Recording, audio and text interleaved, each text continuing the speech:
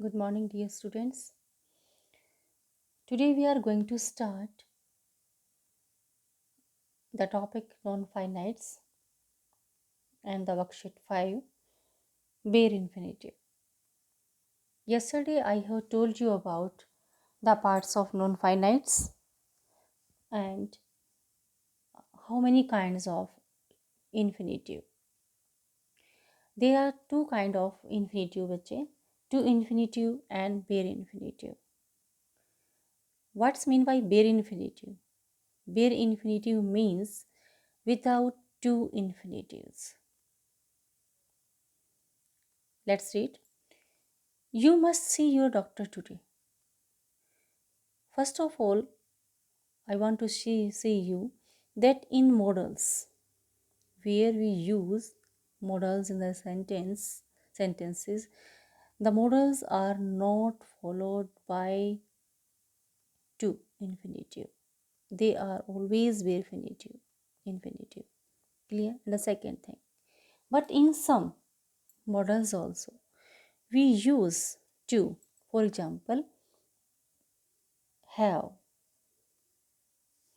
used, have to, used to, and ought to. Only these models are followed by to. Okay? You all should teach at least one underprivileged child. Okay? I have told you about these verbs see, hear, feel, know, watch, observe, let, bid, make. If these all verbs are used in finite verb, then in the other way I can say that if in a sentence these verbs have been used as finite verb, then in the same sentence we can't use to infinitive. Okay, जैसे she can read the whole novel in one day. तो क्या होगा, model हो गया can. तो we can't say that she can to read in infinitive without to आ गया यहाँ पर. क्या मॉडल एक्सरीज है, मैंने अभी भी आपको बताया है जहाँ पर मॉडल आ जाए वहाँ पर टू नहीं आएगा. नेक्स्ट देखिए, ही हर्ड समवन. मेरे ऊपर देखो वर्ब दी हुई है हियर वर्ब, ये दे रखी हियर वर्ब. तो ही हर्ड उसको सुना, क्या उसने किसी को सुना. गा sing the dead of night. Sing in the dead of night का मतलब बिल्कुल रात के सोनेपन में गाते हुए सुना. ठीक है, तो यहाँ पर हियर वर्ब आ गई है फाइनाइट वर्ब में, तो यहाँ पर टू सिंग नहीं आएगा, सिर्फ वर्ब की फर्स्ट फॉर्म आ जाएगी. Is that clear? नेक्स्ट देखिए, यहाँ देखो बच्चे, let me talk to him. Let me talk to him, मुझे उससे बात करने दो. Make me realize his mistake, उसको उसकी रियलाइज जो मिस्टेक को रियलाइज होने दो. You need to learn German, you need not learn German. देखिए यहाँ पर एक पॉइंट नोट करने लायक है कि in case of dare and need we use the to infinitive in affirmative sentences but bare infinitive negative sentences. ठीक है, टू इन्फिनेटिव हम सिर्फ यूज करते हैं अफर्मेटिव सेंटेंस के साथ, not in negative and interrogative. Okay, जैसे you need not to learn नहीं आएगा यहाँ पर, you need not learn, you need to learn. ये क्या है, अफर्मेटिव सेंटेंस है, तो यहाँ पर टू लर्न आ जाएगा. समझ आया? आगे देखिए ये सेंटेंसेस जो मैंने आपको करवाए थे.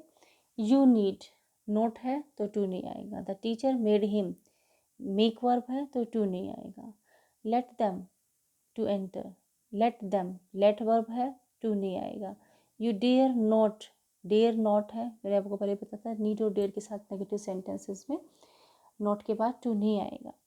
With them, let, make, bid, bid है यहाँ पर तो टू नहीं आएगा। आई मस्ट रीच आएगा, मस्ट टू रीच नहीं आएगा। यू ओट टू, हाँ यहाँ पर ओट टू आ जाएगा, यू ओट टू ड्राइव। यहाँ आई हैव टू आ जाएगा, ठीक है, आई हैव टू, यहाँ टू नहीं आएगा, यहाँ आएगा यूज टू, क्योंकि मैं ऐसा किया करता था। I use to study late at night during those days, उन दिनों में रात देर तक पढ़ा करता था। We have reach the station, we have reach the station early to catch the train. Train पकड़ने के लिए हमें क्या करना पड़ेगा, स्टेशन के लिए जल्दी स्टेशन पर जल्दी पहुंचना पड़ेगा। You ought to stop at traffic signals, तुम्हें ट्रैफिक सिग्नल्स पर रोकना पड़ता है। You ought to read this book, it's very good, तुम्हें इस बुक को पढ़ना है, ये बहुत अच्छी बुक है, ठीक है। देखिए आगे, I am so tired that I want to lie down and to sleep. इसमें आगे भी दे रखा, देखिए अगर यहाँ पर ये लिंकर्स आ जाएं बच्चे, ये लिंकर्स आ जाएं, जैसे देखिए ये लिंकर्स हैं, ये जैसे एंड, और, but, then, except, as well as, ठीक है। तो यहाँ पर विदाउट टू मोस्टली बोला है इसने, सबके साथ नहीं बोला, मोस्टली विदाउट टू आएगा। अब हम चलो इसको करते हैं। I am so tired that I want to lie, कि मैं लेटना चाहता हूँ, एंड गो टू स्लीप, ठीक है। टू गो टू स्लीप नहीं आएगा, go to sleep. It is easier to flatter than to praise, ठीक है। Tanvi is ready to go anywhere but visit Delhi. I like to read as well as write poetry, ठीक है। Do you want to meet the clients now और wait till evening.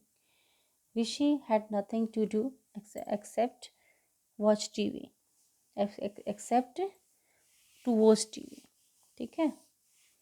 Riti has to work as well as look after her family, ये नहीं आएगा, ये आएगा। I have to buy vegetables and cook food, ठीक है। It is better to be disciplined than be notorious, ठीक है। चलिए, then to be notorious, to be disciplined, then to be, इसमें ये आएगा सेकेंड वाला।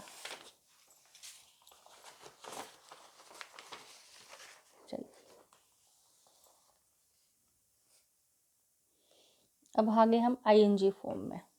आईएनजी फॉर्म का मतलब क्या होता है बेटा, पार्टिसिपल, ठीक है। इफ आईएनजी फॉर्म यानी V4 यानी वर्बल एडजेक्टिव होता है, अगर वो वर्ब एडजेक्टिव की तरह काम करे दैट इज कॉल्ड पार्टिसिपल, और अगर वो वर्बल नाउन की तरह काम करे यानी वो वर्ब वर्बल नाउन की तरह काम करे तो दैट इज जेरेंड। चलिए, जैसे द क्राइंग बेबी, बेबी क्या है, क्राइंग, तो क्राइंग किसका, बेबी का क्या है, एडजेक्टिव। हग्ड हिज मदर, ठीक है। In the above example the word crying is made from the verb cry by adding ing, however it is also describing the baby which is a noun, ठीक है। यहाँ पर देखिए, we saw a cow running in our direction, तो running क्या है, ये उसके काउ का फंक्शन है, ठीक है। But it is also performing the function of an adjective, इसलिए ये क्या है, पार्टिसिपल है। यानी प्रेजेंट पार्टिसिपल और पास्ट पार्टिसिपल में क्या फ़र्क है, देखिए प्रेजेंट पार्टिसिपल होता है V1 प्लस ing, किसकी तरह काम करता है वो, एडजेक्टिव की तरह, एडजेक्टिव वर्ब, ठीक है, समझ आया।